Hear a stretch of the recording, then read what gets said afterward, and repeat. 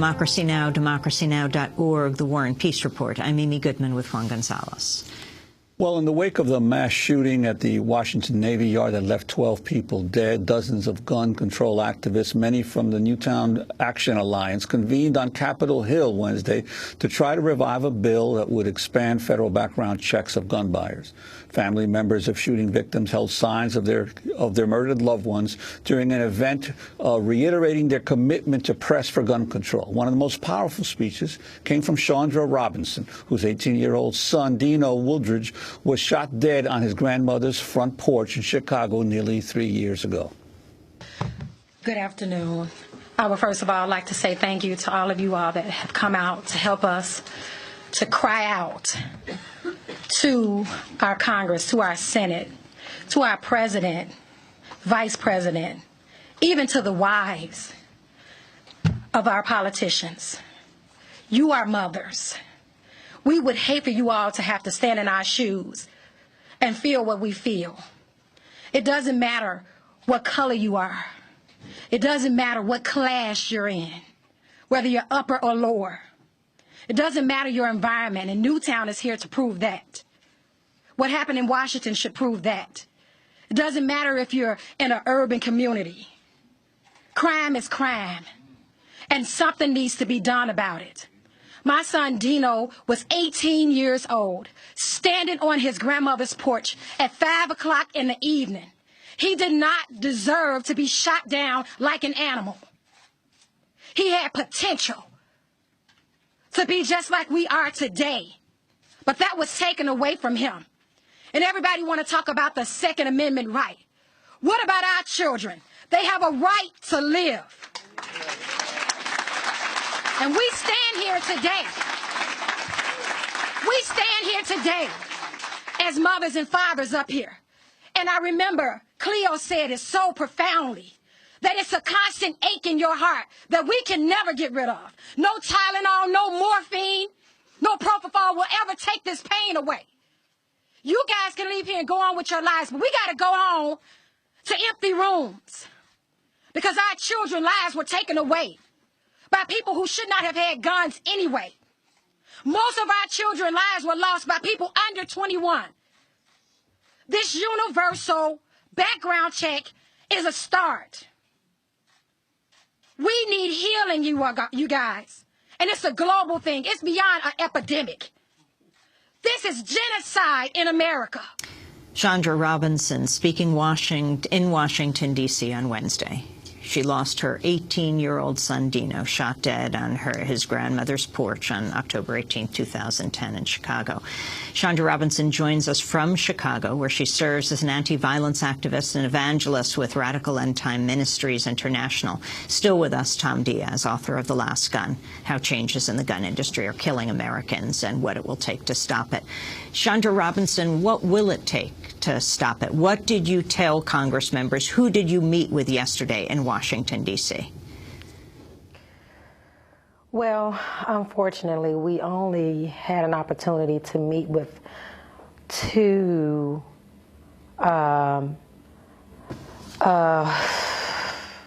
actual legislators. We basically got handed off to their assistants, which was quite offensive to myself and the other parents. We met with, I think, Representative Tom Latham and the representative actually from Illinois.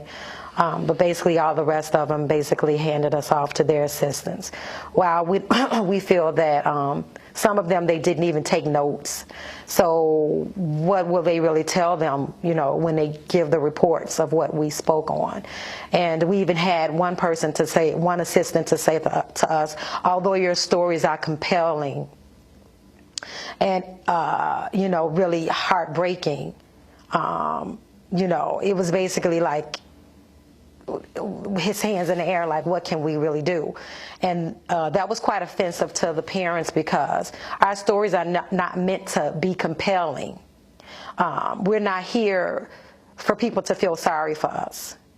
We're here to cry out for help, for people to not wait until you're in our shoes, to get out here and help us collectively make a difference, to constant be irritation to Congress, to these representatives, until something gets done.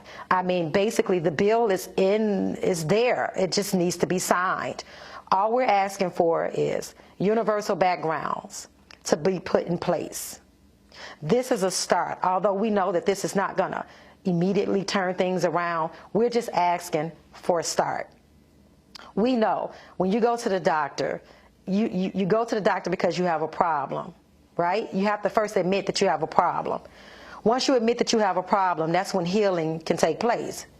America, we're sick. We're ill. We have a problem. America has addressed, Congress has addressed that there is a problem. Well, when are we going to start the healing process? When are we going to start coming forth with the remedies to solve this problem? Well, there's one in place that's just a signature away from being enforced. Yet, when we cried out to them, all they could tell us is that we understand. Oh my God, I feel so sorry for you guys. I hate that this happened. And we're doing the best that we can. Okay, but the day that we were coming there, what happened in Washington? It happened on a naval base. It wasn't in an urban community. It was somebody that should not have had access to a gun. And I just feel like it's not based off of how we feel. Everybody's talking about, we don't want to hurt this person's feeling. We don't want to hurt the mentally ill feeling and stop them from having guns. We don't want to hurt. It's not about how we feel. It's about the reality that we are losing a future. We are losing our generation, the next generation. What will we have in place? How are we, like I said before, we're the doctors, the nurses, what I am today, lawyers, pediatricians. What are we going to do? Our youth are hopeless. Chandra Robinson, all the polls show there's overwhelming support among the American people for universal background checks, but yet the representatives in Washington seem to be in their own bubble. I wanted to ask you your sense of the disconnect between the political leaders that you met with and the sentiment among most Americans. I think it's a disconnect because they don't understand. Sometimes until it hits your household personally, sometimes it takes that to make you understand. And I believe they're disconnected because that's not their reality. They don't have to live in this. When you're living in the trenches of this and it's hitting you personally, and for me, before it hit my household personally, I was out there trying to help to stop the violence, trying to get out there to our young people, trying to go to those urban places, trying to reach out to our young people, because it's not fair to put a stigma on these children. It's not fair to base crime on your race and your class and all of that. And I just feel that Congress is disconnected because they can't relate. And they need to start relating before it hit them, because it got real close. It came real close the other day. Chandra Robinson, you're a school nurse in the Chicago schools. You go to Washington with others from Chicago, brought in by a local Congress member, and then you're hooked up with the Newtown survivors, those who lost loved ones, the children, the 6-year-olds in Connecticut. What was that like as you broadened this coalition? Oh my God, it was overwhelming. It was so awesome. I just instantly fell in love with all of those guys. We are now going to be forever connected. And I'm so excited that they thought enough of us to include us in their plight against this. And they're now considered our new BFFs. That's what we laughed and said. You know, the young people always talk about BFFs. This is what BFFs are. You know, fighting forever until we take our last breath to see a change. We're not going to stop until a change is made, even if I'm not here to see it. Just like Dr. King, he's not here to see, you know, a lot of things that he dreamed about. You know, it's almost like an insult to him. It's almost like, you know, we got to do something. We have to do something. This is bigger than a black on black, black, white. It's bigger. We have to come together collectively. Tom Diaz, this issue of the universal background check, what exactly is stopping it, and what exactly does it mean?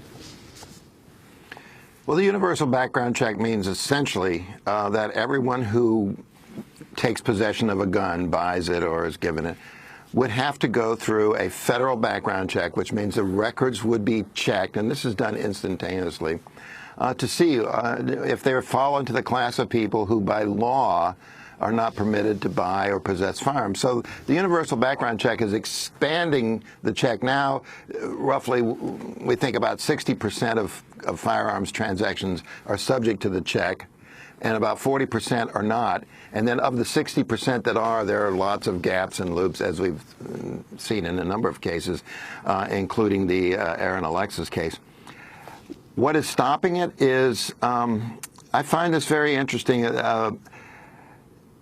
People who want change tend to say they blame the NRA Democrats or the right wing in the Congress, and they very rarely focus on the people who presumptively are on their side, and those are people who, you know, you can take your pick. They all describe themselves differently: progressives, liberals, middle of the road Democrats, center-left Democrats. The question is, to me, what are they doing? And the truth of the matter is that it's a mutual re-election society. They're not doing anything about guns in Congress because they have persuaded themselves, when they have their message meetings every day and when they have their policy meetings and their caucus meetings, that guns is what they call the third rail of politics, and they won't get reelected. That is what is the ultimately cynical, distressing. I personally know a staff member who almost cried at one of these meetings because he knew that these parents, survivors, were getting run through this spin dry cycle on the Congress, but nothing was going to happen. I think that Ms. Robinson, God bless her, is the future of America. People who are getting organized and saying enough. And they have to ask not just the people in the NRA and the right wing. They have a very clear view of what they're going to do. The people on the left, their view is, what's the latest micro poll in my district? And that's why the national polling might be favorable, but in some member's little district or some Senate leader's state, they know that vote will be bad.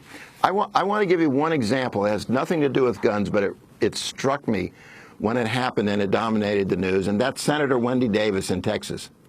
Stood up for hours and stopped the business of the Texas Senate. And I asked myself, where is a United States senator in Washington who will do that in the United States Senate to stop business until we get, at the very minimum, a good background check? And the answer is, there is not one single senator in Washington who will do that.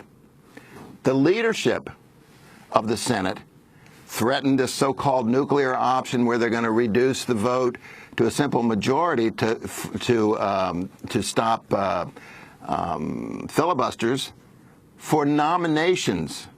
There was a nomination to the Labor Department and a few other commissions, and Senator Harry Reid, who's the Senate Majority Leader, was threatening the nuclear option. 30,000 Americans die every year from gun death and injury. We are now seeing the upward trend in mass shootings, and we can't use the nuclear option to get this one single bill to the floor. That's what we need to focus on. This is paralysis here. So the answer is organization out in the states. Forget Washington. Washington is never going to do anything, as I said, until they start feeling the heat from out in the country. That's why I think it's so important that these groups get organized. We're certainly going to continue this conversation, but we have to end this one here. I want to thank you, Tom Diaz, former member of the NRA, gun enthusiast, author now of a number of books, his latest, The Last Gun, How Changes in the Gun Industry Are Killing Americans and What It Will Take to Stop It. And I want to thank Chandra Robinson for joining us. Her son, Dino, 18 years old, killed 3 years ago in Chicago on his grandmother's porch at 5 in the afternoon.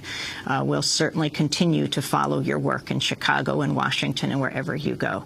And we're going to end this segment with Kathleen Alexis, the mother of the Navy Yard shooter, Aaron Alexis, who apologized publicly to the families of the victims in an audio statement she made on Wednesday. She was speaking from her home in Brooklyn, New York. She added she doesn't know why her son committed the act. Our son, Aaron Alexis, has murdered 12 people and wounded several others. His actions have had a profound and everlasting effect on the families of the victims. I don't know why he did what he did, and I'll never be able to ask him why. Aaron is now in a place where he can no longer do harm to anyone, and for that I am glad. To the families of the victims, I am so very sorry that this has happened. My heart is broken. That was Kathleen Alexis, the mother of the Navy Yard shooter Aaron Alexis, apologizing publicly. She lives in Bed-Stuy in Brooklyn, and she is a nurse. This is